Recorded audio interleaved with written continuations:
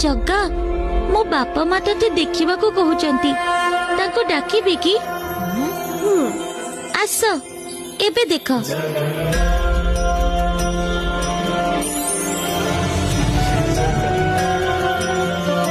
हे प्रभु कला ठाकुर तुम्हें सतेरे आसीछ आमे धन्य हे गलु प्रभु आमे सतेरे धन्य हे गलु हेले एकथा महाराज गजपति को जनइबा को पड़िबो नहेले से हमको दंडित करिवे। हाँ हाँ एकथा तुरंत महाराज को जनइबा को पड़िबो।